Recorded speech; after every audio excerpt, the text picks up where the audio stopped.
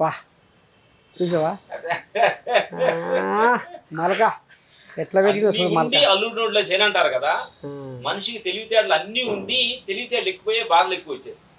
Main reason అంటే మనిషికి తెలివితేటలు ఎక్కువైంది, దాంతో బాధలు కూడా వచ్చింది మనిషి. అందుకని మేమనేది ఏంటంటే మన తెలివితేటలు ప్రపంచంలో నీ జీవితం ఎదుగుదలలో తెలివితేటలను ఉపయోగించు, కానీ భగవంతుడి దగ్గర నేను తెలివితేటలని పక్కన పెట్టి తెలివినోడుగా ఉంటే ఆయన నిన్ను చాలా తీసుకుంటాడు అనేది మేము చెప్పబోయేది. థ్యాంక్ యూ అన్నగారు. Thank you. ఇదో ఇది మొత్తానికి రామలక్ష్మణ్ ఫైట్ మాస్టర్స్తో మీ నర్సయ్య తాత రపా ముచ్చట్లు గియ్యి ఇక మరి ఇంతటితోటి సెలవు తీసుకుంటున్నా.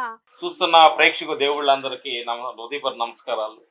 యువత చాలా మంది జీవితం ఎదగాలని కోరికలు చాలా పెట్టుకొని చిన్న చిన్న చెడు వ్యసనాలకు వెళ్ళి జీవిత లక్ష్యాన్ని చేరుకోలేక చాలా మంది యువత తల్లిదండ్రులు ఎక్కడో రైతులు ఊర్లో డబ్బులు పంపించి చదువుటానికి కోసం పట్టణం పంపిస్తున్న యువతకంతా ఆ తల్లిదండ్రులు పంపించే డబ్బుల్ని రెస్పెక్ట్ గా నువ్వు వాడుకొని లక్ష్యాన్ని చేరుకుంటే నీ జీవితాలు చాలా బాగుంటుంది నా మిత్రులారా. టైం చాలా వాల్యుబుల్ అయింది. డోంట్ టైం వేస్ట్ నా మిత్రులారా. ఓకే, నెక్స్ట్ రాబోయే వినాయక చవితి శుభాకాంక్షలు. అందరూ జీవితాలు చాలా బాగుండాలి.